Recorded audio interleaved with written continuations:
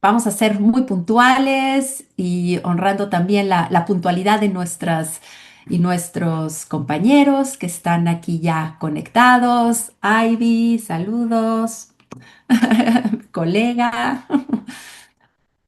Bueno, pues estamos en esta nueva sesión del Seminario Crítico de la Alimentación del Instituto de Investigaciones Antropológicas y estamos muy felices que logramos conjuntar a dos personas que, bueno, en lo personal admiro mucho y estimo mucho, con quien he intercambiado ya desde hace un momento, con investigaciones muy originales, muy interesantes y muy importantes para nosotros en México, que quizá conocemos mucho menos lo que pasa en el sur del continente. Así que bueno, esto es una oportunidad realmente privilegiada para asomarnos al tema de la alimentación, en este caso en el Brasil, y no en cualquier parte, sino en una zona, en la región de la Amazonía, que bueno, nos interesará muchísimo aprender y conocer en esta sesión. Entonces, quiero presentar primero a nuestra compañera Sidiana Ferreira de Macedo. Ella es profesora de la Facultad de Historia en la Universidad Federal de Pará, en Brasil. Ella ha escrito un libro que ojalá podamos nosotros obtener. Sidiana, ya nos contarás cómo podemos obtenerlo para tenerlo en la biblioteca. De lo que se come, bueno, estoy haciendo la traducción al español, por supuesto escrito en portugués, de lo que se come, una historia del abastecimiento y la alimentación en Belém, en el periodo, Sidiana, bueno, es especialista sobre todo en la última mitad del siglo, ¿no? En el largo siglo XIX. Este libro es sobre 1850 a 1900. Ella es doctora en Historia Social de la Amazonía por la Universidad Federal de Pará y es líder del grupo de investigación ALERE, Grupo de Investigación de la Historia del Abastecimiento y la Alimentación en la Amazonía, y colabora con la red transnacional DIAITA. Bueno, las siglas son en portugués, pero es la Red de Patrimonio Alimentario de la Lusofonía. Ella es coordinadora del Grupo de Historia de la Alimentación en Iberoamérica, Gaia, del que estoy muy orgullosa de formar parte, un grupo joven, muy activo, que hace muchas actividades, con miembros muy comprometidos en esta red. Y es autora de un blog, que por aquí ya lo pondremos en el chat, de aquí lo que se come. Y bueno, Sidiana Ferreira es miembro efectivo del Instituto Histórico y Geográfico de Pará, en el cual ocupa la silla número 36. Es miembro del consejo editorial de revistas científicas como la Revista Brasileira de Gastronomía y la revista Mangut, Conexiones Gastronómicas. Bueno, me di la libertad de hacer traducciones libres al español. Eh, entonces, bueno, vamos a comenzar con esta dinámica. Sidiana, por favor. Sidiana nos ha compartido un PowerPoint que Ivy nos hará el favor de compartir en la pantalla. Y luego pasaremos la palabra a nuestra colega y amiga Camila Loeiro, a quien más tarde presentaré. Y estamos pensando que abriremos un espacio para la discusión, las preguntas, con nuestras invitadas de hoy al final. Así que si quieren ir apuntando algunas preguntas en el chat, o luego tendremos también la posibilidad de levantar la mano e ir organizando esta discusión. Bueno, pues es tuyo el micrófono, Sidiana. Gracias, Sara.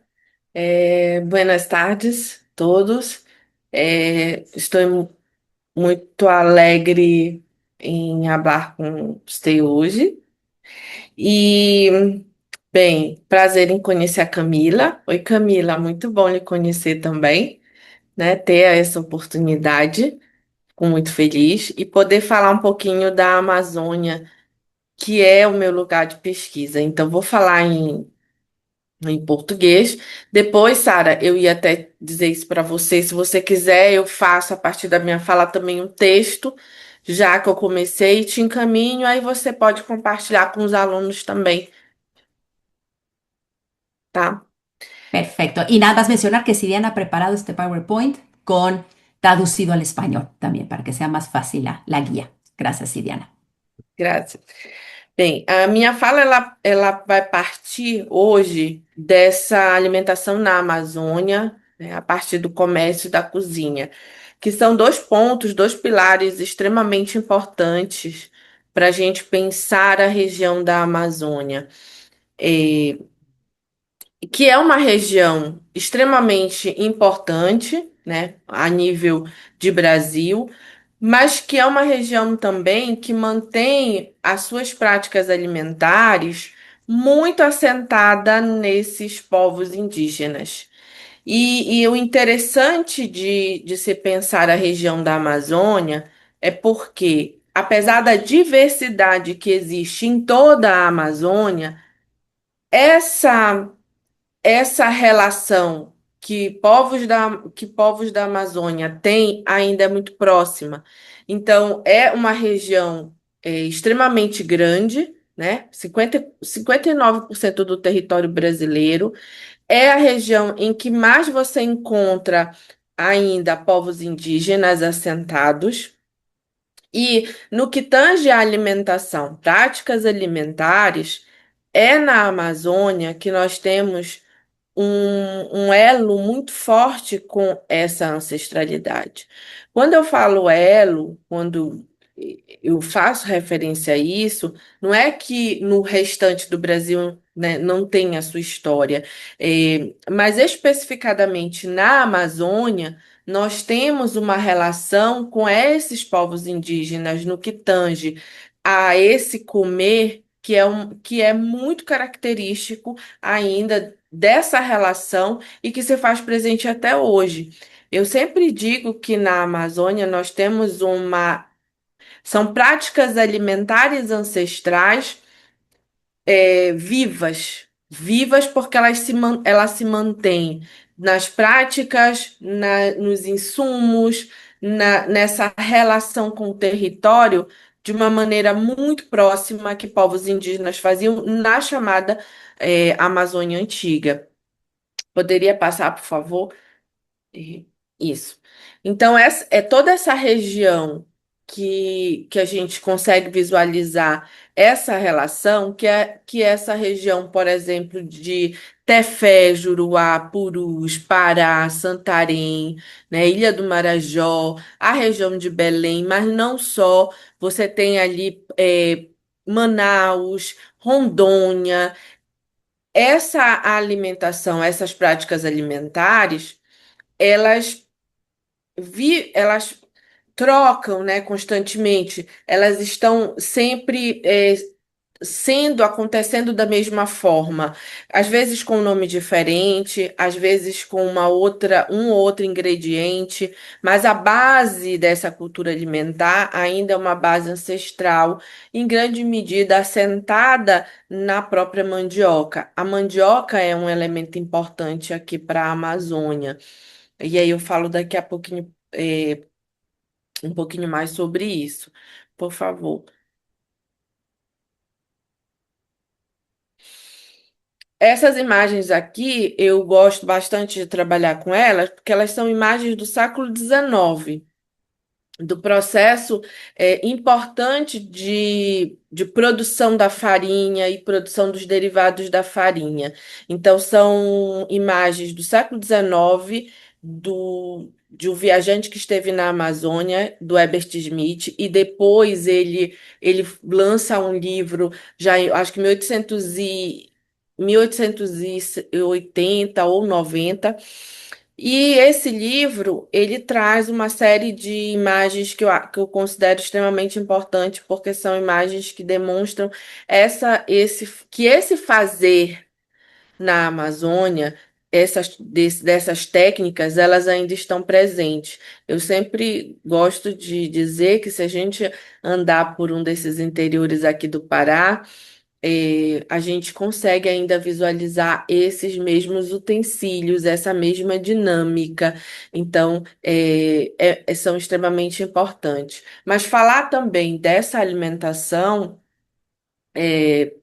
na Amazônia é também pensar quatro pontos que eu acho que são importantes. É uma alimentação que se desenvolve a partir, em grande medida, da domesticação de plantas. Essa domesticação de plantas que mostra que hoje a arqueologia nos permite entender que nós temos uma história antiga na Amazônia. Uma história antiga porque as ocupações elas datam de 11 mil anos atrás. E a arqueologia hoje, a gente tem vários trabalhos que estão voltados para pensar essa relação, inclusive dentro da universidade agora a gente tem um grupo de arqueólogos que estão voltados para pensar não só arqueologia, mas práticas alimentares, eu acho isso muito fantástico. São eles que estão dizendo para a gente que não só essa domesticação ela foi extremamente é, antiga, né, de 11 mil anos, a mandioca ela começa a ser domesticada 10 mil anos atrás. Isso é muito significativo, por quê? Porque é daqui que sai a mandioca, e a mandioca ela atravessa o Atlântico. Né? A mandioca ela vai para a África, ela vai para outros, ela atravessa de diversas formas, não só a farinha, mas você tem uma série de outros produtos que vão atravessar o Atlântico. A gente tem, por exemplo, só para dar um exemplo dessa circulação, né, da mandioca nesse mundo atlântico, a gente tem, por exemplo, a presença da farinha de tapioca, que é uma farinha muito característica aqui, é como se fossem bolinhas, né? Essa farinha ela é branca, ela é bem branquinha. Essa farinha ela consegue ser visualizada em restaurantes no final do século XIX em Londres, por exemplo. Então, assim, a gente tem uma circulação muito grande dessa mandioca, e a mandioca, ela, a yuca, né, no caso, ela é a grande planta que vai formar, né, essa estrutura de práticas alimentares na Amazônia, porque a partir dela a gente vai ter todos esses derivados. As práticas alimentares ancestrais, elas estão muito vivas no que tange à alimentação hoje na Amazônia. Então, você tem o consumo da farinha, dos diversos tipos de farinha, né? A gente tem uma quantidade de farinhas que são produzidas muito significativas aqui. Você consegue encontrar mais de 10 tipos de farinha, e eu sempre digo que isso é o que a gente consegue catalogar, porque muita coisa se perde com o processo de colonização, né? Muita coisa a gente acabou perdendo, nesse processo todo. Essas técnicas ancestrais, elas continuam sendo utilizadas, e mesmo com a modernidade, mesmo com essa relação hoje que é muito forte, né, das fábricas, enfim, essas técnicas elas se mantêm, elas são resistentes. Aqui nessas imagens a gente tem três utensílios que são muito importantes nesse processo. O primeiro deles é o coxo, que é onde essa mulher ela está tirando aqui a- as bolas da mandioca ralada. Aqui do ladinho direito nós temos o processo em que elas vão peneirar essa mandioca. Então a mandioca ela é descascada, ela passa pelo existia um crivo em que ela é ralada e depois ela vai ser peneirada. Daqui ela vai para essa outra imagem, para o coxo, onde ela vai ser feita essas bolas. E se você observar na mão da mulher, ela está segurando um tipiti. E aí essas bolas de mandioca, elas vão ser colocadas aqui dentro do tipiti. E elas vão para essa terceira imagem aqui, que é o que a gente chama de prensa indígena, né? Que ela vai ser colocada aqui e com o peso da mulher, o tipiti ele puxa, né? Ele estica e ele vai puxar. Quando ele estica e puxa, ele consegue jogar o caldo da mandioca, da yuca aqui na bacia. E é a partir desse caldo que você faz o tucupi, que você faz o tucupi amarelo, o tucupi negro e vários outros tipos de molhos que eram insumos extremamente importantes na dieta indígena. e que ainda são importantes hoje, porque hoje, com a COP vindo para cá, enfim, com toda essa importância que a Amazônia acaba ganhando, em grande medida ela ganha essa importância pela alimentação, pelas práticas alimentares. E todos esses alimentos que a gente consegue visualizar nessa dieta indígena, eles chegam muito consumidos no século XIX, no século XX e até o século XXI. Então, essa relação ela é muito próxima. É, grande parte do que nós encontramos de relatos de colonizadores, por exemplo, eles dizem que a Amazônia é aquela característica clássica de dizer que na Amazônia não tinha desenvolvimento algum, né? Hoje a arqueologia, hoje o processo de domesticação, que não foi só da mandioca, mas que de várias outras plantas, e as próprias técnicas, eles mostram o quanto que povos originários estavam desenvolvidos no que tange a técnicas, a produção de alimentos, de insumos, né, numa região que precisa formar um cardápio alimentar a partir dessa relação com o território e com a natureza. Então, tem essa questão que é muito forte nesse sentido, né? Por que que essa natureza ela é tão importante? E por que que se que nós vamos ter a constituição de um cardápio ancestral que chega até os dias de hoje sendo consumido numa perspectiva muito é, próxima do que se consumia antes. Então, é nesse sentido que a gente também precisa olhar para essa região. E aí eu não falo só de Belém, por exemplo, naquele mapa que a gente vê lá várias, né? São 7 estados que compõem essa região da Amazônia, e nesses 7 estados a gente consegue visualizar as mesmas características no que tange a práticas alimentares. Uma relação com o território que é uma relação de conhecimento, de saberes, e é uma relação muito frutífera no sentido do entendimento que eles desenvolveram sobre o território, né? Uma das coisas que eu falo, que eu sempre comento, é que o processo de colonização ele só consegue de fato ser efetivado porque povos indígenas já tinham o desenvolvimento que tinham no que tange a essas práticas alimentares. Então, é justamente esse saber, esse conhecimento que perpassava a alimentação, mas perpassava também a questão medicinal, que faz com que esse processo de colonização ele se torne, né, uma prática bem enraizada. Por favor. E nesse sentido, portanto, a gente tem aqui uma lista que hoje, né, a arqueologia ela tem nos possibilitado pensar sobre as plantas que são domesticadas e que têm uma importância muito significativa desde o período colonial, né? A mandioca, que é domesticada há cerca de 10 mil anos atrás. Aí você tem a pupunha, que é essa fruta aqui que está aqui embaixo, amarelinha. Tem outras regiões também da Amazônia. O guaraná, pela tribo Maués, que também é extremamente importante. Amendoim, eu estou colocando aqui o nome em português e a denominação científica. O urucum, o abacaxi, um tipo de arroz, que é o arroz L, Uriza L, o ingá, né, que é esse que está aqui na foto daqui de cima, essa frutinha aqui. A pimenta, que era de uso constante na alimentação de povos indígenas, a taioba, o cacau, a castanha do Pará e o cupuaçu. Essas são plantas ancestrais que são domesticadas, que têm uma importância muito significativa no que hoje é pensar a alimentação na Amazônia, porque elas também são identidade alimentar, né? Principalmente os derivados da mandioca, o cacau, né? O próprio cupuaçu também, eles têm uma importância muito significativa. Por favor.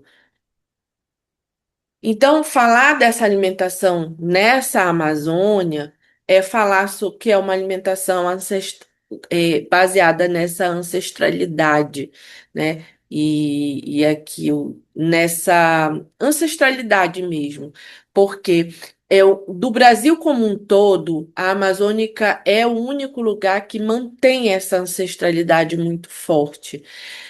Não que não em outras partes do Brasil não existisse, não tivessem, tem, mas a Amazônia ela se mantém como aí num único espaço que se liga a essa ancestralidade de povos originários no que tange à cultura alimentar, com o consumo largo das farinhas, dos peixes, dessa relação com esse território que é tão importante, né? Por favor. Então, quando eu penso nessa cozinha na Amazônia, eu preciso pensar que essas práticas alimentares, as técnicas e saberes e os conhecimentos de povos indígenas e o uso do território. Então, não dá para pensar a alimentação na Amazônia, seja ela no período da colonização, antes da colonização, até mesmo hoje, se a gente não pensar nesses três pilares, são os pilares para se entender essas práticas alimentares ainda hoje, né? Nós temos aqui um prato que chama maniçoba. É um prato elaborado a partir das folhas da mandioca e temperado com vários tipos de carnes, e é um prato muito portador de identidade, né, hoje para o paraense e em outros lugares também da Amazônia. E esse é um prato que já era de consumo de povos indígenas, né? Altera um ou outro ingrediente, porque hoje a gente tem uma cozinha que tem a base na ancestralidade, mas que incorporou elementos no processo de colonização e no processo de imigração, que foi muito forte no século XIX aqui. Então, por exemplo, povos indígenas consumiam a maniçoba com carnes de peixe, com pimentas. Hoje, com esse processo de colonização, de imigração, ela recebe muitos elementos da cozinha portuguesa. Então, hoje a maniçoba que a gente come, apesar de ter essa base indígena, ela, por exemplo, já tem um refogado, ela já tem o tocinho, algumas carnes salgadas, secas, né, por assim dizer. Então, é muito importante perceber essa relação que se estabelece aqui na Amazônia. Por favor. Então, a gente pode dizer que essa cozinha na Amazônia é uma cozinha ancestral, é uma cozinha mestiça, né, que tem uma origem nesses povos originários, mas que ao longo do tempo, daí porque a gente usa muito o termo da mestiçagem, que ao longo do tempo ela vai incorporar elementos de outras cozinhas, a partir daquelas trocas, né, que trocas que vem com o processo de colonização, mas principalmente também com o processo de migração. Então, o que nós vamos ter é a formação de uma cozinha eh, que é portadora de uma identidade, mas que ela está assentada ainda nessa história antiga da Amazônia. É, apesar de que também é uma cozinha muito múltipla, no sentido dos seus pratos. Você tem pratos que são muito característicos de um lugar e de outro, mas você tem outros que são completamente diferentes, né? O uso, por exemplo, das carnes de caça, que foi muito comum até os anos 80 do século XX. Isso também se fazia como um largo herança ancestral, e dessa relação com esse território que era tão importante. É, então é uma cozinha que ela vai do Pará, da Amazônia como um todo, daqueles estados que compõem o que a gente chama da Amazônia Legal, elas são muito parecidas no que tange a essas relações, né? E ao mesmo tempo, apesar de terem muitas conexões, usarem alguns insumos, né, ingredientes muito semelhantes, são também muito diversas em vários aspectos, né? Por favor. Eu gosto de chamar um pouco a atenção para a mandioca, porque a mandioca, ela é para a Amazônia algo que a gente chama de planta de civilização, né? Lá na característica do brodel mesmo. E aí, a minha crítica a ele, eu adoro, gosto muito dos trabalhos, né? Leio aqui, é uma leitura, inclusive no grupo de pesquisa, os alunos têm que ler o Brodel, né? É maravilhoso a leitura dele. Mas eu sempre digo que a minha crítica a ele é que ele deixa de fora a mandioca, né? Ele fala que a planta de civilização é o trigo, o milho e o arroz, e ele deixa de fora a mandioca. E a mandioca é extremamente importante nesse contexto do mundo atlântico, da formação de uma identidade alimentar forte, né? E isso eu acho que é muito importante da gente perceber sobre esse poder mesmo que a mandioca ela acaba por permitir, né? E aí, dentro desse sentido, eu gosto de pensar, né? A mandioca ela altera, é o mesmo conceito de planta de civilização que o Brodel faz para o trigo, para o milho, para o arroz. Eu gosto de pensar a mandioca que é justamente aquela planta que vai alterar de maneira muito significativa a vida dos povos nos quais ela está inserida, e de uma maneira irreversível, né? Hoje em dia é muito difícil no Pará, na Amazônia, você pensar a alimentação se ela não tiver inserida na mandioca, né?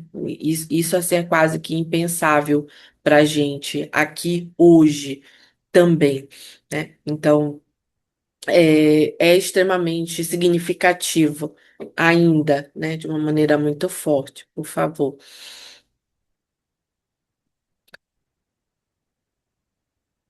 E aí, trouxe aqui um pouco sobre essa origem, né, do termo, né, que é uma palavra de origem tupi, manioca, mandió, mandiogue, que significa casa de mãe. E aí eu queria compartilhar com vocês como que essa cozinha na Amazônia, ela também é algo muito simbólico, muito emblemático, né? De que grande parte dos alimentos que são importantes e significativos, eles têm uma lenda, né? Eu acredito que em outros lugares, África também, em outros lugares em que a presença de povos indígenas é significativa e socorra. Mas aqui, por exemplo, a gente tem a lenda da mandioca, a gente tem a lenda do pirarucu, a gente tem a lenda do açaí. Todos os nossos grandes produtos, né, os produtos que têm um consumo muito significativo, eles estão inseridos nessa relação, que é uma relação simbólica, né? A visão cosmológica de grande parte de povos indígenas, ela se faz a partir desses alimentos, que a gente chama dos mitos de origem. Então, é uma relação que ela perpassa a panela, né? Ela perpassa o sol comer, ela vai muito além disso.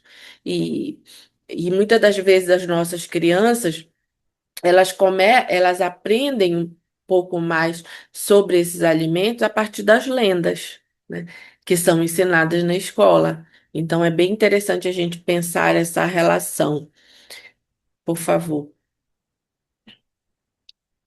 E aqui, mais para a gente pensar essa relação da história antiga na Amazônia, né? A arqueologia ela tem permitido que a gente pense essa história antiga. E eu vou até confidenciar que se fala muito pouco, se conhece muito pouco ainda, aqui mesmo na Amazônia, sobre essa história antiga. A gente aprende muito sobre a história antiga na Europa, Roma, Grécia, né? Isso aí vem nos livros sempre, a gente ensina para as crianças sobre isso. Mas a gente não ensina sobre essa história antiga que é nossa, né? Ainda não estamos nesse nível aqui. E sobre a importância de pensar a Amazônia nessa história antiga. Então, a gente tem uma ocupação de cerca de 11 mil anos atrás.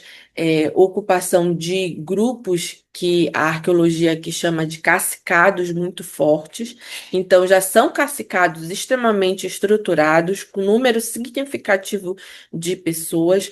Então, muito estruturado, inclusive comercialmente, porque eram grupos que se estabeleciam relações com outras partes dessa Amazônia, que não a brasileira, com a Amazônia peruana, com a Amazônia, né, das Guianas, com essa Amazônia também que não era brasileira. Então, esse é um ponto também que eu acho muito significativo, né? Há 9.200 anos atrás, antes de Cristo, a gente tem a escavação da Caverna da Pedra Pintada, que é aqui em Monte Alegre, no Pará. É, são cidades que já faziam há muito tempo diversos tipos de domesticações, que já consumiam diversos tipos de plantas domesticadas, e a gente sabe, eu sempre insisto na importância da domesticação, porque a domesticação ela é um processo extremamente lento, né? Não é um processo que vem dado para nenhum grupo, ela requer a atuação do ser humano, né? Então, não é algo que vai vir e vai nascer. Para que essa mandioca chegasse para a gente hoje, ela passa por todo esse processo de domesticação para se tornar uma fruta mais melhor para ser consumida. Então, outras partes dessa Amazônia já eram ocupadas em 7.000 anos antes de Cristo. A Serra dos Carajás, no Pará, a Bacia do Jamari, em Rondônia, a região do Rio Caquetá, no Japurá, na Colômbia, o Baixo Rio Negro, próximo a Manaus, o Alto Orinoco, na Venezuela. Então, esses povos, eles têm uma importância muito significativa no que tange à constituição dessas práticas alimentares. E como que eles vão manter essa relação muito próxima com esse território, numa região em que você tem a floresta, mas você tem os rios, né? E esses rios são extremamente importantes. No final do século XIX, a gente tinha um tipo de comércio, por exemplo, que era um comércio que era pelos rios. Então, era a ideia, né, de que você tem um caminhão que vai fazendo ali, vai levando alimentos. Aqui na Amazônia você tem o barco, o batelão, que ia cheio de alimentos, de roupas, de tudo que vocês possam imaginar. E eles iam parando nos locais para poder vender, para poder comercializar. A gente chama esse tipo de comércio aqui, aproveitando o ensejo do rio, né, o formato do rio, a gente chama de regatão, que é um comércio extremamente significativo entre o final do século XIX e início do XX.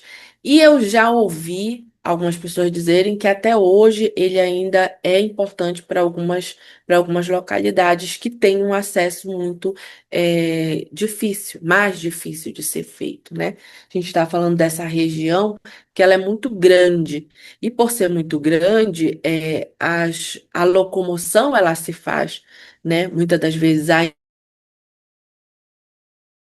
mesmo e demora tempo para chegar, dias, né? A gente tem algumas cidades, alguns municípios aqui no interior do Pará, né? Que se eu sair de Belém num barco para me chegar lá, eu levo 3 dias, dia e noite dentro do barco, né? Então você dorme 3 dias para chegar lá, né? Breves, Anajás, são lugares distantes.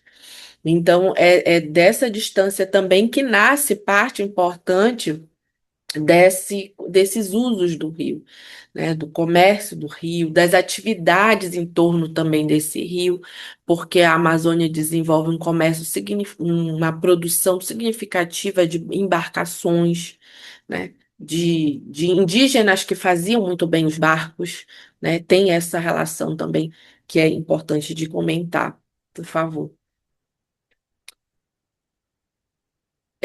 uma outra relação que eu acho que é importante, essa imagem aqui é de uma feitoria, é uma imagem do final do século XIX. Essa feitoria aqui, ela é muito característica desse momento, século XVIII, século XIX, e eram, como a gente pode observar pela imagem, elas eram geralmente feitas próximas aos rios, elas eram construídas próximas ao rio. Grande parte dos povoamentos indígenas também, porque é preciso quem está na Amazônia fazer uso desse rio. Então, nessa feitoria, a gente tem aqui essa estrutura, que é a casa, né, geralmente a casa de farinha, e as feitorias, elas tinham uma característica específica, porque elas eram a casa do pescador. E isso não só era importante, mas era uma parte importante das atividades econômicas que nós temos aqui na Amazônia. Então, por exemplo, todo o beneficiamento da pesca do pirarucu. O pirarucu é um dos peixes que desde o século XIX era mais consumido na Amazônia e vendido também. E grande parte dessas atividades, elas se desenvolviam nessas feitorias, né? A gente tem relatos, inclusive, na nossa literatura, que diz assim, olha, durante o período da pesca, o pescador e a família moravam nas feitorias, durante todo o período da pesca, né? Que às vezes durava um mês, durava vários dias. Então, é uma estrutura que a gente tem aqui que ainda existe até hoje. É muito comum essa estrutura da casa que fica próxima ao rio, porque é necessário essa relação, né, com o rio. Ela é muito importante porque é o lugar de chegada, de partida. Então, ela se faz nesse sentido. A gente tem aqui um comércio muito significativo na Amazônia. Essa imagem aqui é do ver-o-peso, né? Eu sei que o ver-o-peso ele ganha uma importância muito grande. É muito difícil se você vem para o Pará, se você estuda o Pará, enfim, uma das coisas que você vai conhecer é essa região aqui do ver-o-peso. Essa imagem aqui é da década de 50, mas se você passar por lá agora, vai ser igualzinha, como está aqui na imagem 1950, né? Essa salva algumas medidas que já não, que mudam, né, com o tempo, mas é a mesma estrutura. O Pará, ele tem, de toda essa região da Amazônia, principalmente no século XIX, até a primeira metade do século XX, o Pará, ele é um dos portos comerciais mais importantes da Amazônia, a nível de abastecimento regional, e isso é algo muito significativo, a nível de abastecimento por cabotagem, como se chama aqui, que era os navios que vinham de outros estados brasileiros, e a nível internacional, porque grande parte das embarcações internacionais elas tinham como destino Pará. E quando eu menciono isso, para a gente ter uma ideia de que era um dos portos mais importantes, inclusive alguns navios vinham primeiro para cá para depois ir para Manaus, por exemplo, ou para outras localidades da Amazônia. O Pará ele se constitui como um porto extremamente importante, principalmente na partir da segunda metade do século XIX e primeira do século XX, mas muito no século XIX mesmo, chegando todo tipo de produtos, de embarcações, né? A gente tem aquela ideia, né? A ideia que o Brodel dá para Veneza, que ele diz que é uma cidade de economia mundo, é esse conceito que Belém tem. Belém é uma cidade, né? Esse porto de Belém, que é o Porto do Pará, ele é um porto que faz com que essa cidade seja uma cidade de mundo, né? De economia do mundo, porque a gente tem alguns relatos, por exemplo, de alguns viajantes que eles dizem assim: é impossível você conseguir escutar tudo que fala isso no século XIX, porque tinham tantas pessoas de fora no Ver-o-Peso, né, imigrantes falando outras línguas, às vezes eram navios que chegavam, enfim, que ele dizia que nem sempre a gente entendia, porque eram muitas línguas falando, porque essa é uma relação muito significativa. Mas apesar dessa importância que o Porto do Pará tem, ele nunca deixou de ser abastecido pelos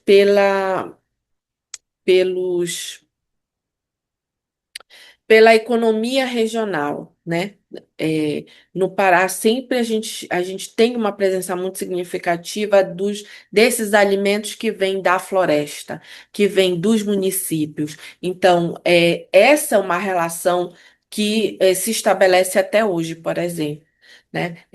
Outro dia eu vi uma matéria que dizia assim, quais são os países que numa falta, né, digamos assim, num desastre mesmo mundial, eles conseguem se manter, né, com uma economia, com uma alimentação mais sólida, mais consolidada. E a gente pensa muito isso para cá, porque apesar de ter, né, as estradas hoje, de ter um comércio que vai e vem, se você tiver, por exemplo, uma paralisação de caminhoneiros, as feiras continuam sendo abastecidas pelo pequeno produtor, por esses produtos que vêm da floresta, que vêm dos outros municípios.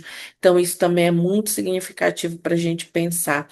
É, um comércio que desde o século XIX se estabelece baseado na pesca, na coleta na produção de alimentos e que chega até hoje com uma importância muito significativa, diferente do século XIX, mas bem significativa, né?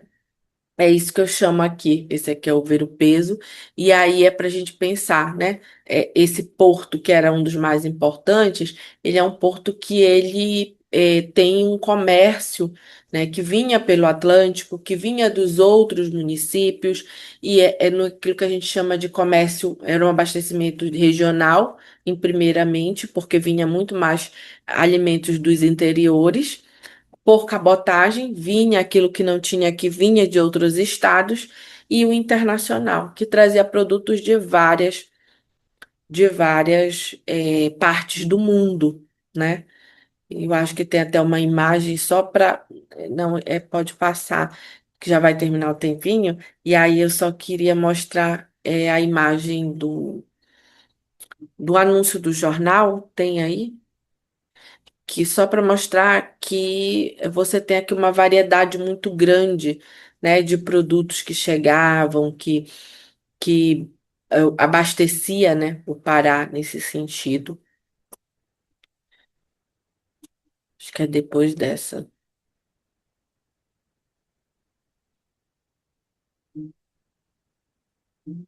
Mais um pouquinho, mais um pouquinho, mais um pouquinho. Acho que é a próxima, só para. Porque não vai dar tempo, né? Então, acho que é a próxima. Próximo, né? Esse aqui, ó. Esse aqui, esse tipo de carregamento que chegava aqui era muito comum. Então, você tem os alimentos que vinham dos interiores, mas você tem muito significativo alimentos que vinham de outros lugares. Por exemplo, couve-flor, repolhos, cenouras, nabos, beterrabas, pimentos verdes, queijos catupiry, queijos de Minas, presuntos, requeijão, salames. Uma parte desses produtos que entravam aqui vinham de outros estados, mas uma parte significativa também vinha da Argentina, vinha de países, né, próximos e que mantinham. A gente tem uma entrada aqui de produtos. é, Aqui no Pará, no final do século XIX, muito grande de produtos franceses, né? E portugueses, por conta da comunidade portuguesa no Pará. Então, em Pará e Manaus, Amazonas, né? A gente tem essa entrada muito significativa e vinha de tudo de lá. Vinha vinho, batatas, tudo que você possa imaginar, muito bacalhau. Se a gente tem aqui um dos peixes mais importantes, que é o pirarucu, o bacalhau também sempre está inserido nessa dieta alimentar também. Eu acho que é isso, né?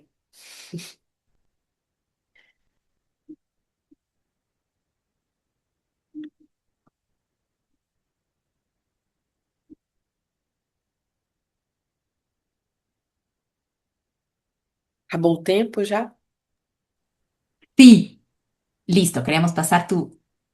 Si Sí, Diana sí. nos comparte una, quizá, Ivy, si puedes dejar la lista bibliográfica que le podamos, que nos comparte en la última, exactamente.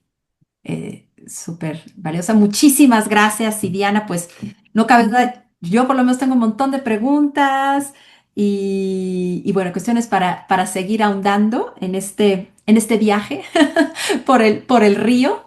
Pero ahora vamos a darle la palabra a nuestra compañera, colega Camila Loeiro Díaz. Quisiera presentarla. Nuestra compañera es profesora del Departamento de Historia. Hoy es una sesión histórica eh, de la Universidad Estatal de Campinas, en Brasil. Ella es doctora por la Escuela de Altos Estudios en Ciencias Sociales en Francia y es antigua alumna de la Escuela Normal Superior en París. Camila investiga las relaciones entre los indígenas americanos y el Estado, construido en sus territorios originales durante el periodo colonial y en épocas también contemporáneas, y se centra especialmente en la región del Amazonas brasileño. Camila Loureiro es coordinadora de un proyecto muy importante que ha sido financiado por bueno, voy a decir también, las siglas son en portugués, pero en español lo traduciríamos como la Fundación de Apoyo a la Investigación del Estado de Sao Paulo. Y este proyecto se titula Impactos socioambientales del colonialismo moderno en Amazonas. Vamos a compartir también ahora el chat, y cuando subamos al micrositio la dirección, el enlace para quienes quieran echar un vistazo a este proyecto que tiene su propia página y que, por cierto, es muy hermosa. Muchas gracias, Camila. Por favor, te escuchamos. Eh, sí, creo que hay que quitar eso. Sí, sí, ahora sí, Sara, primero lo siento muchísimo, es que mi conexión está muy inestable, entonces es posible que corte mientras hablo. No sé, yo preparé una cosa para presentar en mi portuñol, no sé si hablo en portuñol pero porque vi si... Bueno, sí, vamos a tener pequeños problemas, quizá de conexión. Vamos a ver si Camila puede eh, regresar. Y sí, vamos a pedirle a Camila que hable su portuñol. Por cierto, agradecemos muchísimo a Sidiana ese esfuerzo por hablar portugués lentamente. Para nosotros es cierto que en América del Sur están más acostumbrados a escuchar acentos diferentes, hacer esfuerzos por comprender otros acentos, otras lenguas. Y bueno, gracias, Diana, que nos das la oportunidad también de Ahora, poder escucharte ¿me en escuchan? portugués. Ahora sí, Camila, Sí, deseamos que si puedes hablar lo más posible en portuñol, te lo vamos a agradecer. O sea, sí, lo está más bien. cercano, yo sé que tienes un castellano muy, muy bueno, lo más cercano al castellano, al español, te lo vamos a agradecer. Está bien, gracias. Yo corté el vídeo para Mejor. que tal vez sí, para que esté mejor la conexión. Creo que va a estar mejor así. Excelente. Bueno, en primer lugar, muchas gracias por esta invitación. Es un placer, Sara, estar aquí contigo, que antes que más nada es una amiga muy querida. Es también un placer conocer a la profesora Sidiana, tener la oportunidad de escucharla y comentar su trabajo. Me parece que el trabajo de Sidiana es fundamental para la historia de la alimentación y también porque toca temas centrales para la propia historia de la Amazonía, la diversidad, las poblaciones indígenas, los intercambios y su dimensión planetaria, ¿no? Sidiana hablaba mucho del Belén como un centro comercial muy importante. Entonces implanta la región en un contexto mucho más amplio que el regional. Esto es muy importante para la Amazonía, que estuvo siempre como marginalizada en los estudios, sobre todo en la historia. Yo preparé un comentario con base en la presentación PowerPoint. Entonces me basé en los conceptos principales que Sidiana presenta, pero su presentación hoy está mucho más rica, ¿no? Con muchos elementos. Entonces podemos hablar de esos elementos después. Pero me parece una presentación muy bien estructurada, muy rica en su contenido, históricamente fundamentada, sobre todo culturalmente muy sensible, ¿no? Mostrando una visión profunda, de la alimentación, en la Amazonia. Pero antes de comentar su presentación, necesito hablar un poco del lugar desde donde hablo, ¿no? Sara me presentó ya, soy profesora de Brasil colonial en la Universidad de Campinas.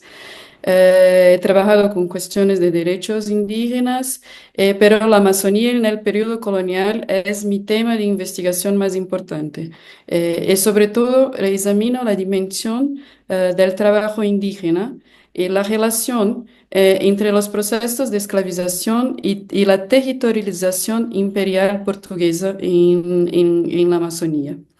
Entonces trabajo con una dimensión comercial de la explotación de lo que se llamaban en el siglo XVII, XVIII las drogas del sertón, que eran como productos de la selva que adquirieron importancia.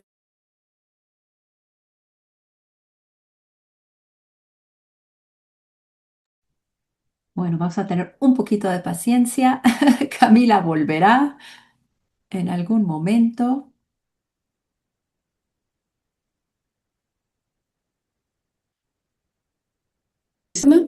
Y por Ya. eso, ¿ya? ¿Me escucho? Perfecto. Sí, perfecto. Sí, Ujú. entonces decía que actualmente coordeno este proyecto de investigación sobre los impactos socioambientales de la colonización. Es un proyecto multidisciplinario, ¿no? Tenemos colegas arqueólogos y antropólogos y ahora estamos empezando a hablar también con gente de las ciencias naturales. Entonces, por eso trato de leer con mucha atención a los colegas, sobre todo los antropólogos y los arqueólogos, lo que tienen a decir sobre esto, ¿no? Eh, en este proyecto, mi intención no es reafirmar un supuesto carácter arrasador de la colonización, sino que comprender las interacciones. Te escuchamos, te quedaste en comprender las interacciones. Sí, entonces no un carácter arrasador de la Ujú. colonización, pero las interacciones entre los indígenas, europeos, y los impactos en sus prácticas, saberes, técnicas y en el paisaje también. Entonces, lo que vemos es, por un lado, la arqueología que demuestra que la selva, la Amazonía, no es un terreno totalmente sin cultivo, sino es que es fruto del manejo milenario de las poblaciones indígenas. Esto es muy importante lo que dicen los arqueólogos de la Amazonía hoy. Y por otro lado, la antropología en Brasil hoy está muy concentrada en examinar la relación de los pueblos indígenas y quilombolas también, afrodescendientes, con los vegetales de modo general, que es una relación de un orden ontológico, un otro muy distinto de nosotros. Entonces, para comentar tres puntos que considero importantes en la presentación de la profesora Sidiana. ¿Me escuchan? ¿Sí? ¿Me Sí, puede? sí, te Ah. escuchamos. Ujú.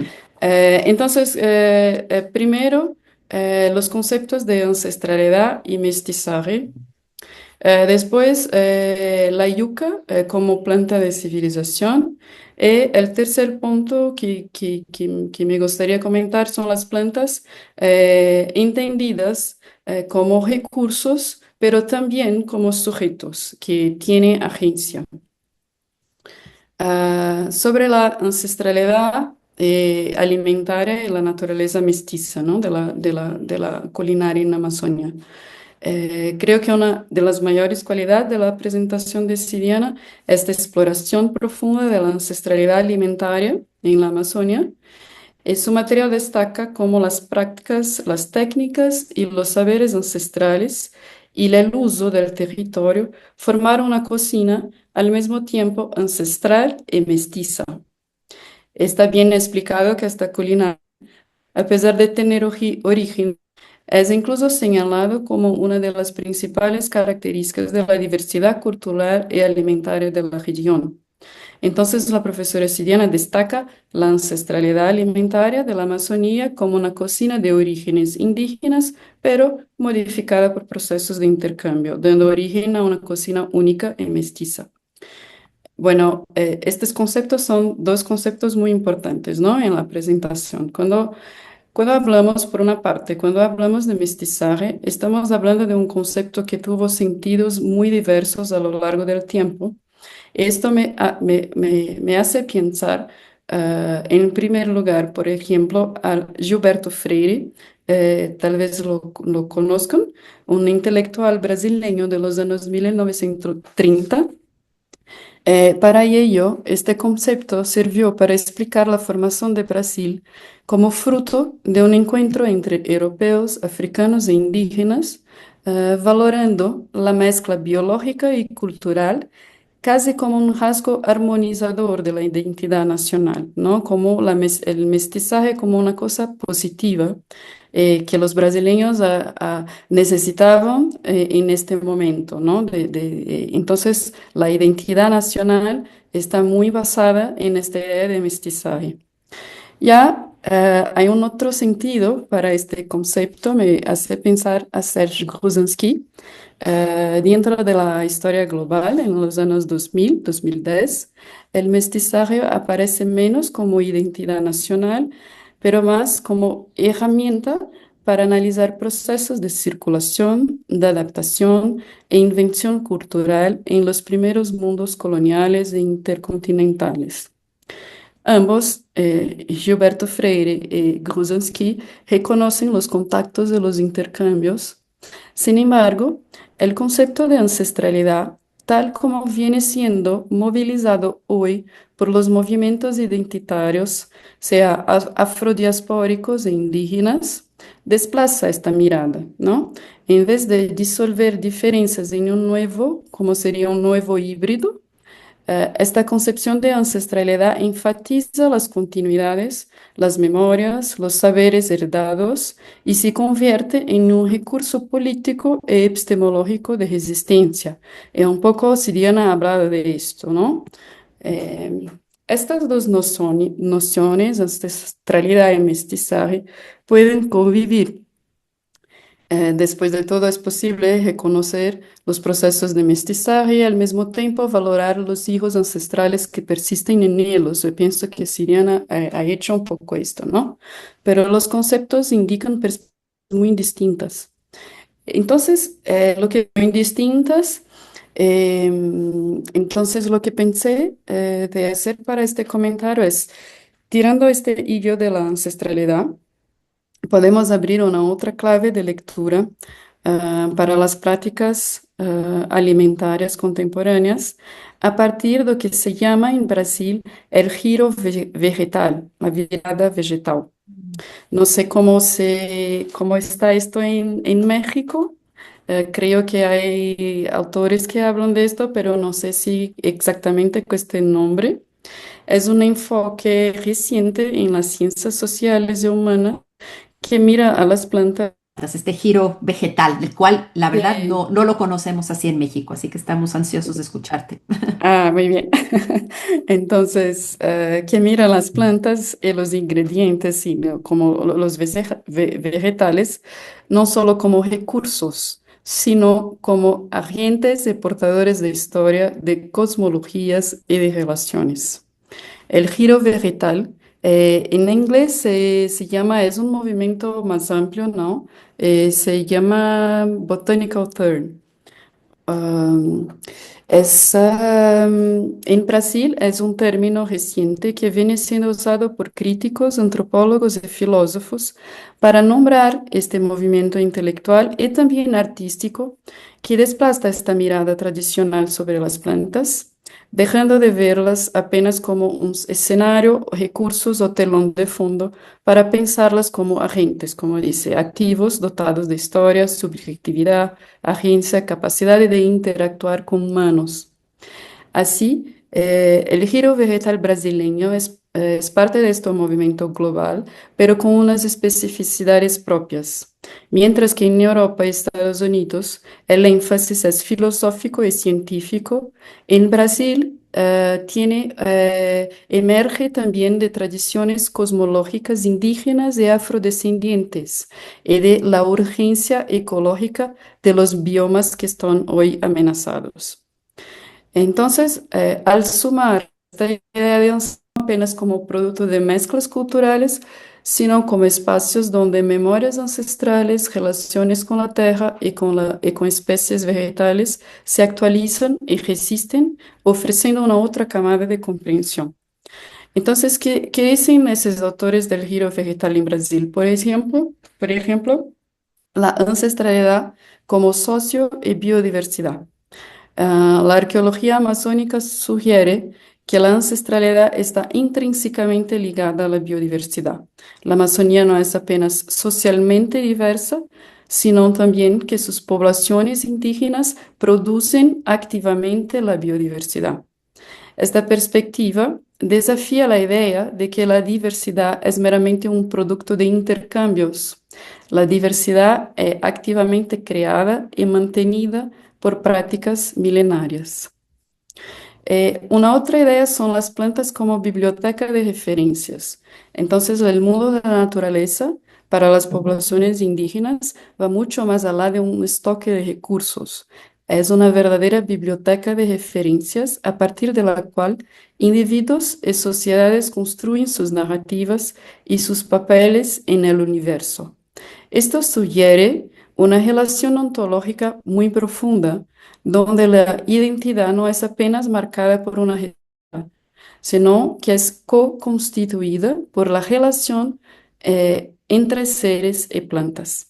Y quedaste que ¿Sí? es co-constituida entre seres y plantas. Sí, se lo siento mucho que sea así, pero bueno, una otra idea es que está vinculada a la idea de domesticación, que Siriana ha hablado mucho, es la familiarización y la agencia vegetal. Entonces, para Eduardo Neves, que es un arqueólogo muy importante de la Amazonía, está en la Universidad de São Paulo, es una referencia para la arqueología.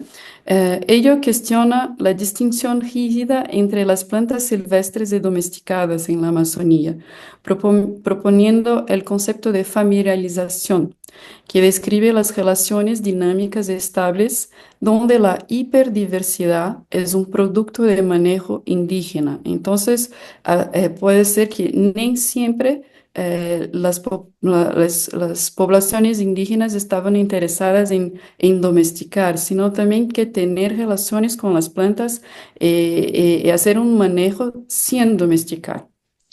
Esto implica una agencia vegetal y una coevolución que va más allá de la simple modificación humana vía intercambios.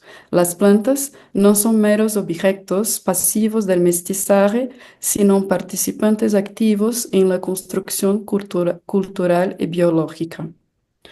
Es lo primero punto. Lo segundo punto que gustaría comentar es sobre la yuca, ¿no? Mandioca como planta de civilización.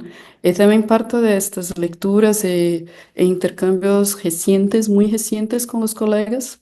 El tema de la yuca es sumamente interesante y muy importante y tiene una importancia muy grande en el periodo como una planta de civilización. Esta es una idea muy importante, ¿no? Brodel no habló de yuca, pero si hubiera hablado, la presentaría como, primero, un alimento del mundo atlántico, ¿no? O sea, un tubérculo originario de las Américas que era muy importante para las poblaciones indígenas y que con la colonización se expandió hacia las zonas tropicales de África. Entonces la yuca se convirtió en una base alimentaria de los cautivos africanos. La yuca se convirtió en África, o bueno, con los cautivos africanos. Sí, es que es fácilmente cultivada, se dice. Ujú. Sí, sí, sí. Resiste a suelos pobres y puede ser transformada en harina, que hace una conservación prolongada, ¿no? Entonces se tornó parte del sistema alimentario mundial. La yuca aparece hoy junto al maíz, la papa y otros cultivos americanos que en los siglos XVI y XVII cambiaron profundamente la dieta global. Estos productos ilustran la dimensión planetaria de la circulación de bienes en el periodo moderno, anterior incluso al capitalismo industrial, ¿no? Es decir, la yuca fue una mercancía y base energética dentro de una historia material de los intercambios atlánticos, y de las rutinas alimentarias que sostenían el trabajo colonial. Un ejemplo de un alimento barato que hizo viable la expansión de los imperios europeos. Ah, Hoy todavía, lo mismo, este mismo arqueólogo que hablaba Eduardo Neves y algunos de sus colegas cuestionan esta generalización para el periodo precolonial. Por ejemplo, sugieren que la yuca no era necesariamente un alimento básico importante en la Amazonía precolonial, donde los pueblos hacían una apuesta por la diversidad. Entonces no era como un alimento básico que todos consumían. Es que los pueblos hacían esta apuesta por la diversidad. Habían muchas especies de plantas y de vegetales que consumían. No hay evidencias de que era importante en la Amazonía. Tal vez esto sí, ella habló, por ejemplo, de una colega antropóloga de la Universidad de Campinas, Joana Cabral de Oliveira, que está trabajando actualmente sobre la mandioca y colecta muchas historias de la mandioca.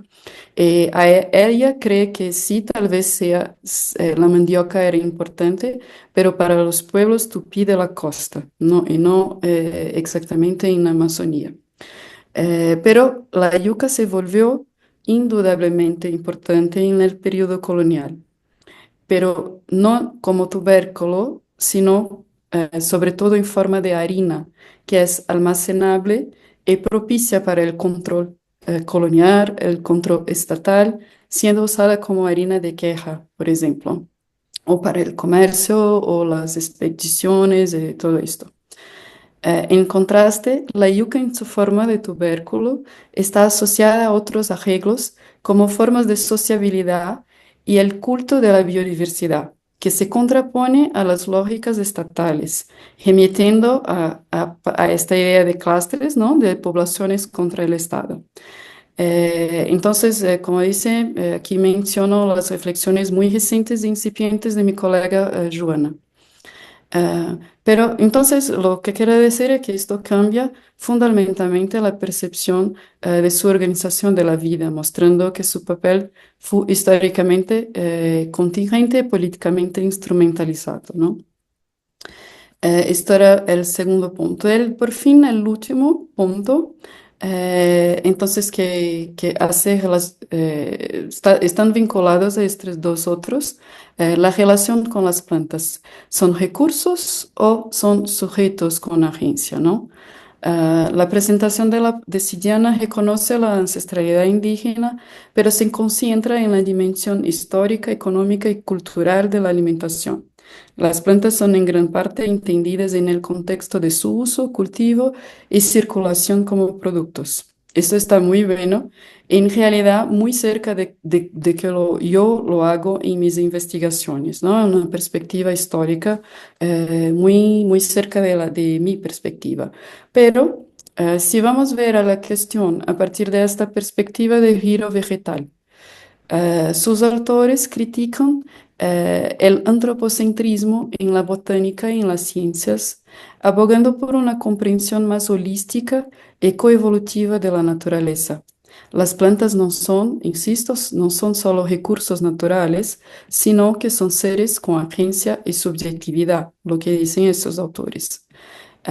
Esta es la percepción que dicen esos autores, esta es la percepción de los pueblos indígenas y podemos decir como ejemplo los Mura, los Krao, Apurinán y Kiowa. Entonces voy a poner unos ejemplos para que quede más claro, ¿no? Eh, Primero, el árbol de castaña no es solo un recurso para los pueblos apurina que viven en el río Purús, en Amazonía. El árbol es un sujeto con historia y con espíritu ancestral. Y el mundo, am, en un erizo de castaña, expresa su ancestralidad. Esto es lo estudio de Mario Fernández.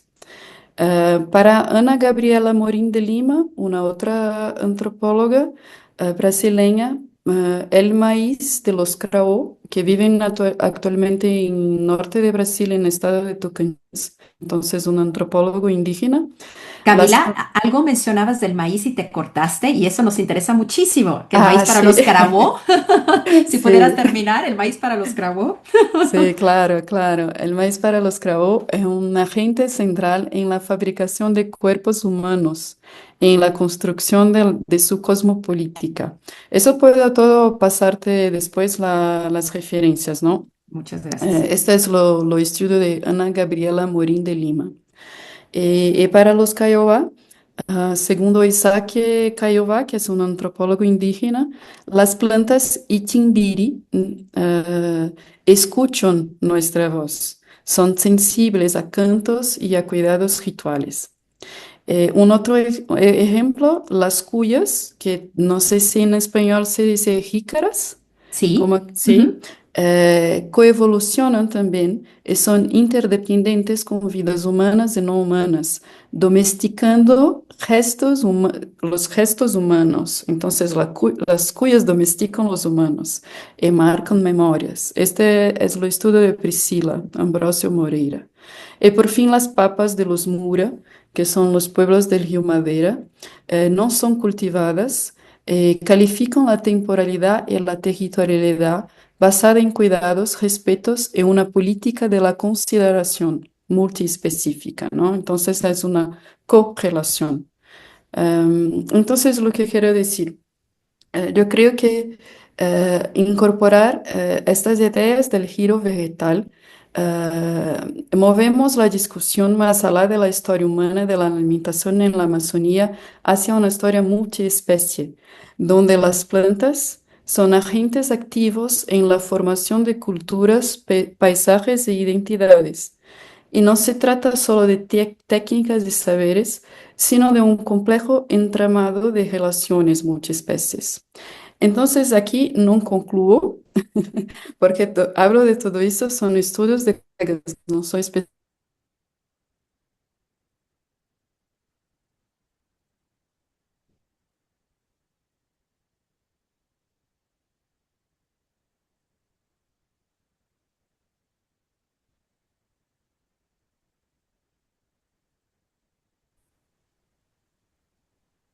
¿Me escuchan ya? Sí, ¿Ahora? estabas en la ¿Sí? conclusión, decías no concluyes, pero estabas Sí, no dando concluyo, sí, sí, reflexiones existo. finales. Es que no concluye, sí, sino que dejo planteadas unas preguntas. Muy Esto bien. que siento libre, Diana, para vosotros, ¿no? Las investigadoras e investigadores del seminario, ¿no? Cómo estas propuestas del giro vegetal que hablan de coevolución e historia multiespecies pueden transformar la comprensión de las prácticas alimentarias en la conformación de identidades. Y cómo puede lanzar Sí, estabas por decir la tercera. la tercera es que como la planteé en el inicio, me dice que no, si hay una literatura en México que hable de estas ideas, ¿no? Como una curiosidad. Muchas gracias. Sí, nada más precisando, no, digamos, no es una corriente tan conocida, mucho menos con este nombre de Botanical Turn. Sí se discute Mm, mucho la cuestión de la agencia, ¿no? sí, De esta mal llamada naturaleza, ¿no? En esta división tan occidental que se ha hecho de cultura y naturaleza, pero bueno, este bagaje bibliográfico, estos trabajos, ¿no? Empíricos que nos has dado hablando del Botanical Turn, pues es muy novedoso para nosotros. Muchas gracias. muchas gracias a ustedes. Pues muchas gracias, Camila, Sidiana. Em, bueno, pues creo que tenemos. Yo en lo personal he tomado muchas notas, ha sido muy original y muy novedoso lo que nos han dado las dos compañeras, no solo como hallazgos, ¿no? De sus propias investigaciones, información, datos, bibliografía, pero también las reflexiones, ¿no? Que parten de sus investigaciones, pues creo que son inspiradoras para nosotros. No sé si entre los asistentes del seminario hay alguna pregunta, algún comentario. Si se levantan la mano, podemos darles turnos. Bueno, quizá comienzo Sí, rompemos el ¿sí? hielo, sí, Rompemos sí, el hielo, sí. exactamente. Bueno, sí, realmente ha sido fascinante. No quiero retomar cada uno de los puntos que me parecieron muy importantes porque, bueno, son como 5 hojas que he tomado, que he tomado apuntes. Eh, pero bueno, hay algunos puntos, ¿no? La cuestión de la domesticación me parece muy importante, no solo como fenómeno, ¿no? Evolutivo, cultural, social, incluso político, por lo que ya después Camila, ¿no? Discutió este tema de la domesticación, pero que si Diana lo haya comentado, ¿no? Y lo haya puesto como uno de los aspectos más importantes para destacar de estas economías mundos, ¿no? De la que habla ella, de estas localidades, asentamientos en el Amazonas.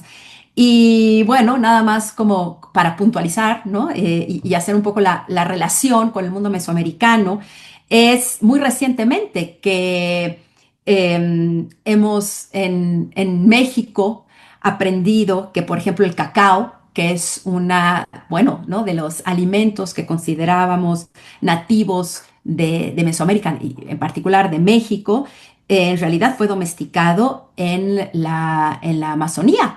¿No? Justamente el trabajo del arqueólogo ecuatoriano, franco-ecuatoriano Francisco Valdés, ¿no? En los últimos años ha mostrado, ¿no? Con datos muy fehacientes y trabajo muy riguroso, cómo en realidad la domesticación del cacao pues, se sitúa en la Amazonía, ¿no? Entonces, bueno, ahí hay todavía muchos canales que hay que investigar, cómo, ¿no? Llega hasta Mesoamérica, qué tipo de conocimientos, ¿no? Si acaso no solo con la materia, el ingrediente, ¿no? El recurso, la semilla, también eh, viajan otro tipo de conocimientos. Bueno, creo que ahí hay toda una vertiente para explorar entre las relaciones de la Amazonía y Mesoamérica, ¿no? Que parecerían inexistentes, ¿no? Para nosotros, desde México a la Amazonía, es un mundo realmente muy lejano, muy extraño, desconocido, pero tenemos al cacao que nos une, ¿no? En estas historias. Y en segundo lugar, y ya este será mi último comentario, eh, a mí me parece fascinante también el tema de la yuca. Creo que no, por supuesto, no es casual, ¿no? Que si Diana lo pone también como uno de los aspectos principales, nos describió de manera muy hermosa, además sonaba muy hermoso en portugués, todas estas prácticas, estas técnicas tan complejas y tan elaboradas para convertir la yuca, ¿no? Lo que llaman ustedes en Brasil la manioca, ¿no? Para transformarlo en este producto que es la harina y que nos decía Camila, ¿no? Muy interesante, está otro valor que cobra en un contexto colonial. Yo creo que hay mucho, me parece, que se puede discutir sobre el papel de la yuca y también me pareció muy, digamos, celebro que Siliana haya hecho esta anotación, ¿no? de la lectura de Brodel, por supuesto, ¿no? Brodel hablaba de estas plantas de la civilización y que no incluye al tubérculo. Me parece, bueno, una reflexión muy importante, ¿no? En estos tiempos, estas lecturas de estos clásicos que es importantísimo hacer. Y creo que no es casual, ¿no? Finalmente existe, ¿no? Todavía esta especie de jerarquía, ¿no? En el pensamiento occidental, en donde oponemos los cereales versus los tubérculos, ¿no? Hay algo asociado. Está el trabajo maravilloso de Audrey Court, ¿no? En los años, me parece, 70, ¿no? Donde mencionaba ya, ¿no? Que pareciera que estamos hablando de modelos civilizatorios frente o en comparación.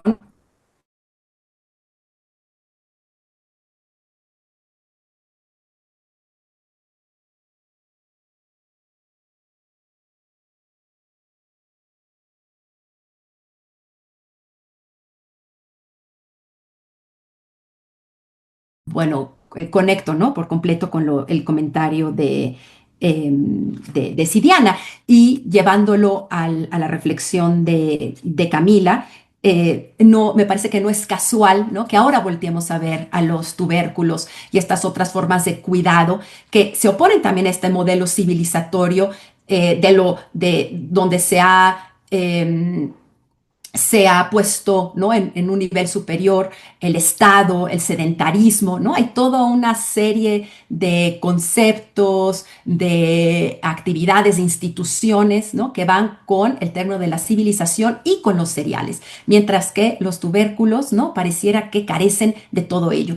Y creo que es interesante que en estas épocas, sea o no a partir de giro vegetal del que nos hablaba Camila, estamos volteando a ver otros modos, ¿no? de cultura, otros modos de organización social a partir del cuidado y la consideración por vegetales que no son cereales y que no hablan y no ponen, ¿no? En un nivel superior el Estado, el sedentarismo y la domesticación y por lo tanto esta idea evolutiva lineal donde lo protagónico, el agente protagónico es el humano.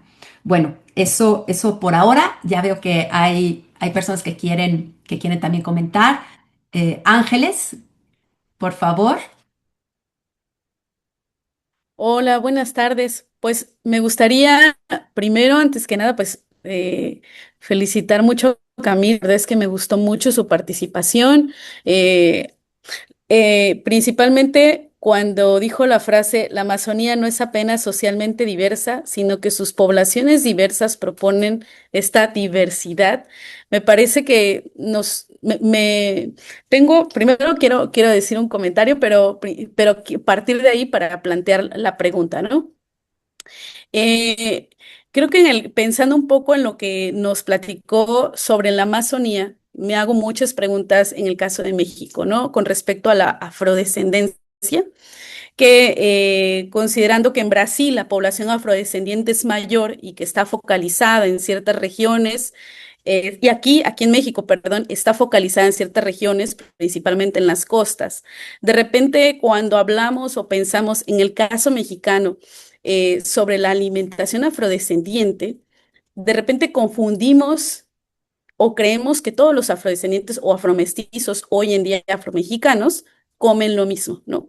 A diferencia de los mascogos de Coahuila. Entonces, a mí me pareció muy interesante la perspectiva solamente de la Amazonía con respecto o viéndolo desde el punto de vista, como decía la doctora Sara, desde los tubérculos, desde la cuestión vegetal. Entonces, mi pregunta, precisamente por todas las preguntas y dudas que me surgieron a partir de que escuché a la ponente, es cómo trabajan o cómo trabaja desde la reconstrucción o cómo reconstruyen las prácticas alimentarias de los afrodescendientes en la Amazonía, ¿no? ¿Cuál es la metodología que ocupan? Pensando en que muchas veces esta población pues está invisible en los documentos, está invisible en las fuentes. Regularmente partimos del presente hacia el pasado, pero me gustaría saber cómo lo han trabajado en el caso de la ponente, para pues también poder aprender si es desde los vegetales, a partir de las raíces, a partir de ciertos productos, de las prácticas. Entonces, no sé si fui clara, pero un poco pensando en que allá la población es mucho mayor, a diferencia de lo que hay aquí en México. Me surge esa duda, cómo trabajan estos temas principalmente en Brasil?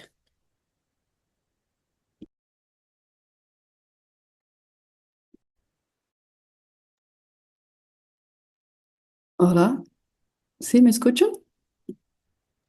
Sí, Sí. Sí, es que puedo hablar, sí, ahora. Sí, por favor. Ah, sí. Bueno, Ángeles, muchas gracias por la cuestión. Creo que yo no sé si no sé si soy la mejor persona para responder, tal vez sí, Diana, pero me queda muy interesante. Porque en la Amazonía, yo voy a hacer un comentario y después Siliana puede hablar, ¿no? Sobre cómo trabajan, específicamente cómo trabajan la reconstrucción de la culinaria, en fin, de la comida de los afrodescendientes. Pero la verdad es que en Amazon, hoy, actualmente, hay movimientos identitarios que reclaman, ¿no?, esta identidad afrodescendiente en Amazonia. Pero creo que tal vez la realidad esté más similar con lo que pasa en México, porque no, en la Amazonía los pueblos indígenas son más importantes, ¿no? La- como los afrodescendientes. En Brasil, a muchos afrodescendientes, esto es muy importante para la identidad nacional, pero es diverso de la Amazonía, donde había relativamente pocos afrodescendientes hasta el siglo XIX. Entonces hay una identidad que está mucho más cerca de los pueblos indígenas. Entonces, para entonces, no, era esto, ¿no? El comentario que gustaría de hacer, pero creo que Siriana puede hablar más sobre tu cuestión, sobre todo porque habló un poquito de la manisoba. Creo que la manisoba hay relación con los afrodescendientes, ¿no? Entonces, disculpa, ¿eh? Estoy hablando de improviso, entonces el portuñol es más como, más portuñol, ¿no? Diana, por favor.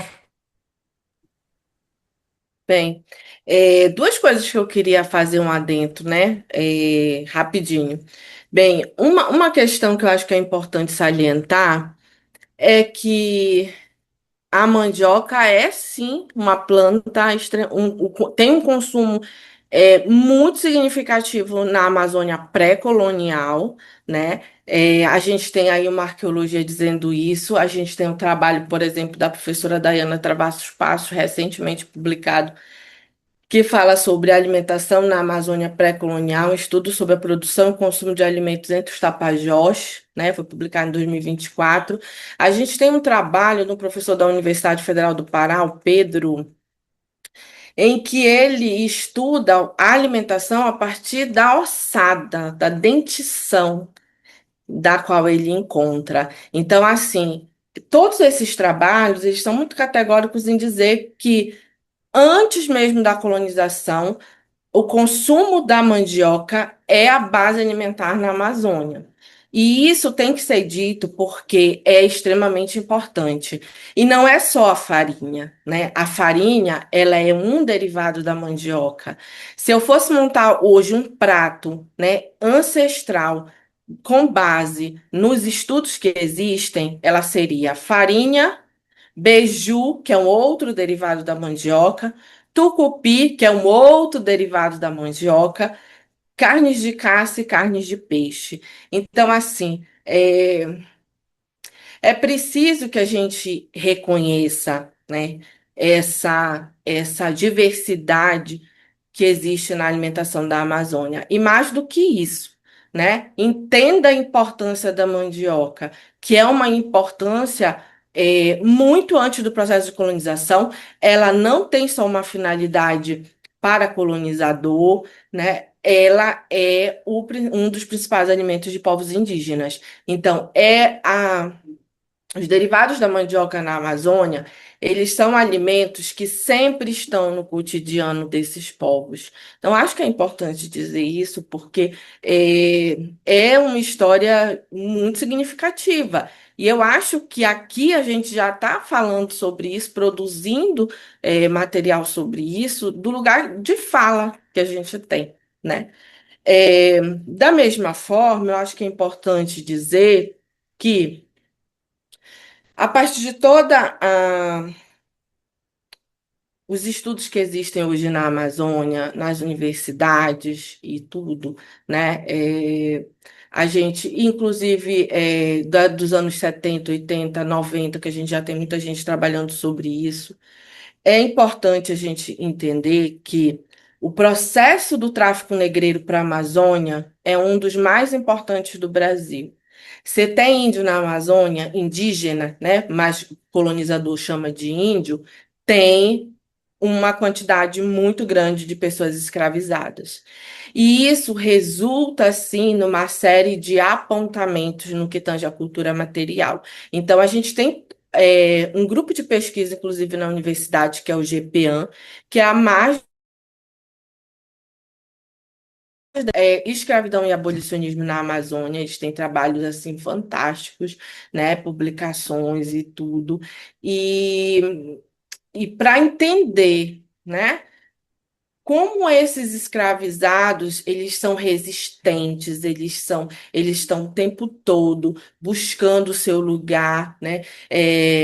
Um dos pontos que eu gosto de analisar, que eu tento analisar, é perceber como mulheres escravizadas na Amazônia viviam e sobreviviam a partir da alimentação, da venda de comida nas ruas, né? Então, aqui é um ponto muito importante para a gente observar a chegada de povos africanos. Então, é uma questão assim que pesa bastante, porque da mesma forma que a gente tem muitos quilombos, né? Na universidade, por exemplo, cada turma que eu ministro aula, eu tenho dois, três alunos que são alunos quilombolas, que vêm todo dia para assistir aula. Então, assim, é muito interessante a gente perceber essa relação. É, a relação africana, ela está na alimentação no Pará, de maneira muito significativa. A influência do munguzá, a influência de de raízes que vinham da África nessas trocas. Munguzá é um mingau, né? Mas a gente tem também o quiabo, o uso do quiabo. Durante o século XVIII, século XIX, a gente tem a entrada do arroz vermelho na Amazônia. E aqui no Pará, não só a entrada, mas o cultivo desse arroz vermelho. E era muito significativo o seu consumo. Quem traz o arroz vermelho? Pelas fontes que a gente encontra nos arquivos, né? Toda a documentação existente que os colegas vêm, vez por outra, trazendo à tona, é importante perceber quem é que trazia o arroz vermelho? Eram as mulheres escravizadas que escondiam nos cabelos e aqui chegavam e faziam o cultivo. Então, tem uma história muito larga desse arroz vermelho aqui, por exemplo, como um cultivo. Então, isso é uma questão que eu acho que é importante salientar. É, não só na questão de pratos, porque a gente tem pratos, bebidas, que têm essa relação muito próxima com povos africanos. Então, é muito significativo também. A maniçoba, ela é um prato indígena, né? E eu gosto sempre de frisar isso, porque parte do desconhecimento sobre a Amazônia, ela perpassa isso. A maniçoba, ela é um prato indígena que era consumido por povos indígenas, e vários relatos a gente tem nesse sentido, a partir da mesma forma, só que com peixes e pimenta, né? Ela passa por um processo de mestiçagem a partir do processo de colonização, e grande parte dessa influência, no caso do Pará, é portuguesa. Então, ela vai sofrer uma influência portuguesa muito significativa na maniçoba, muito menos, inclusive, que africanos. Eu sei que em algumas regiões da África existe a maniçoba, um prato, aliás, que não tem esse nome. Angola tem um prato que é muito semelhante à maniçoba, e isso dá um envezamento para as pessoas de uma maneira geral, em pensarem que a maniçoba ela é africana. Se fala muito isso, né? É, mas a própria mandioca vai daqui para lá. E claro, né, se ela vai daqui para lá, os conhecimentos também vão e voltam. Então, nessas trocas, é possível que eles passem a fazer a maniçoba lá também, semelhante ao que era feito aqui. Então, eu acho que é importante a gente falar um pouco sobre isso. Existe, uma série de estudos, focados em pessoas, em mulheres, homens escravizados, porque o tráfico negreiro aqui foi muito significativo. Eu não saberia dizer assim em números, mas se ele tivesse, se a gente fosse inserir assim, entre 10 estados, 5 estados, o Pará ele estaria entre eles, porque é muito significativo mesmo. Só um adendo.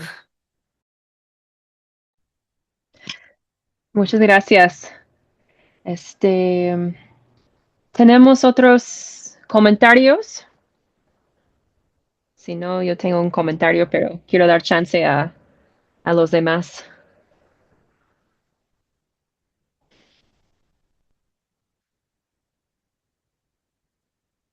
Ok, bueno, pues mientras hago mi comentario, ah, bueno, de la presentación de Sidiana, tal como la retroalimentación de Camila, súper interesantes, creo que se presta a mucho, ¿no? A mucha plática acerca de los temas presentados. Quería enfocarme en una, bueno, una reflexión o una duda que tenía Camila acerca de conceptos usados en México acerca de ethno o the botanical turn que mencionaste. Y bueno, tengo algo que quería compartir que yo creo que sí entra en esto desde México, que es la obra de Alicia Barabas, uh, quien escribió el libro Dones, Dueños y Santos, Ensayos sobre Religiones en Oaxaca. Y en ese libro se trata de un concepto que ella denomina etnoterritorio, ¿no? Y siento que tiene mucho hincapié con la idea del giro botánico que mencionas o mencionaste. Y bueno, pues Barabas por su lado hablaba sobre la relación entre espacio natural, ¿no? Los ríos, bosques, cerros, cuevas y así, hablando específicamente de la Mixteca oaxaqueña, y cómo percibe el territorio como un espacio concebido como otro actor partícipe en la construcción de significados culturales, ¿no? Entonces, pues eso tiene mucho que ver con las culturas indígenas aquí en México, su relación no solamente a través de la cosmovisión, sino a través de la práctica acerca de percibir los territorios, la flora, fauna, como actores, ¿no? Como seres vivos. Y siento que ese elemento es súper importante destacar en los estudios de soberanía alimentaria, específicamente en las poblaciones indígenas, que por lo menos en los textos del occidente tienen de pasar por desapercibido, ¿no? Entonces, pues quería hacer ese comentario. Y también hablando acerca de la cuestión de los tubérculos, como regresando un poco al punto de Sara, brevemente, los tubérculos en general siento yo como, bueno, a diferencia de otros granos, pensándoles, no sé cómo opinen ustedes acerca de símbolos de resistencia cultural por la cuestión de su significado indígena y literalmente el tubérculo como un producto de y desde la tierra, ¿no? Que literalmente lo tienes que extraer de la tierra, ¿no? Entonces no lo cosechas de otra manera. Y los tubérculos, algunos, por ejemplo, no sé, en este caso, pero la manioca como algunos tipos de manioca en Brasil, creo, si no me equivoco, pues tienen que pasar por cierto tipo de preparación para que no sean tóxicos, ¿no? Que pueden ser comestibles. Entonces, no sé si tienen algunos comentarios al respecto de eso. Gracias.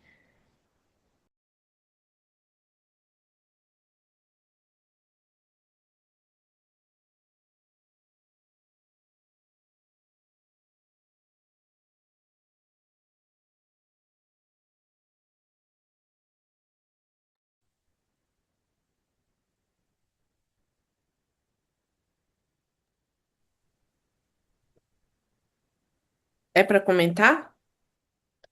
Sim?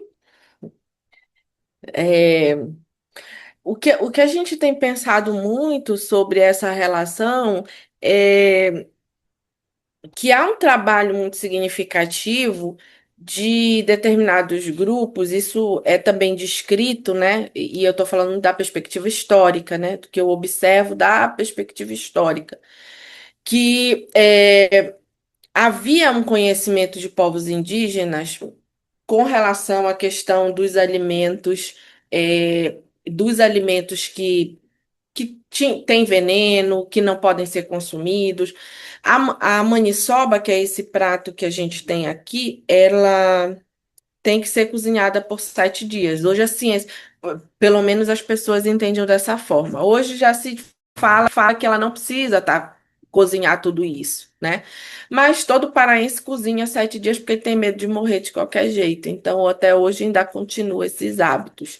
Mas eu acho que isso está muito atrelado ao que hoje a gente percebe que era o conhecimento de povos indígenas sobre esse território, que é um conhecimento de observação, né? Vários dos povos indígenas que habitam a Amazônia, eles desenvolvem um conhecimento também a partir dessa percepção da floresta, né? E isso se faz para medicamentos também, de observar o que a gente chama de movimentação da floresta. Então, esse alimento, os animais comem, os animais não comem, isso é um primeiro indicativo para perceber que tipo de veneno poderia ter ali. E depois, a partir dessas relações, se estabelecer esses alimentos, digamos assim, que podem ser consumidos. Durante o século XIX, a gente encontra muita documentação de africanos, né, que estavam aqui como escravizados que acabam morrendo ou porque comeram a folha da maniva ou porque comeram o tucupi. Eles tinham um consumo muito significativo do tucupi. E o tucupi, ele precisa de um tempo para ferver. Se ele não tiver aquele tempo, ele mata, né? E quando desse processo desses povos africanos aqui, o que vai acontecer é isso. Eles não tinham ainda o conhecimento de determinados alimentos. Eles vão aprender com povos indígenas.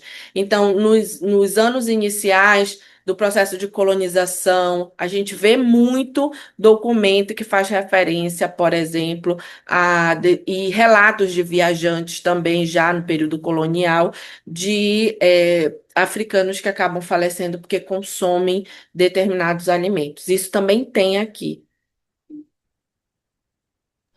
Muchas gracias. ¿Algunos otros comentarios o preguntas por parte de los asistentes? Sí, Rosana, adelante.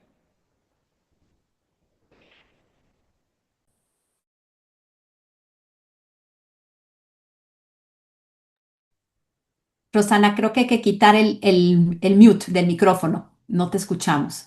Perdón, es que estoy en el campo y tengo una pésima, o sea, aquí ha llovido, me quedé sin internet, pero mira, antes que todo, felicitarlas, saludarlas y para los que no me conocen, Rosana es una brasileña mexicana que está en México hace 30 y pocos años y soy especialista en literatura maya colonial.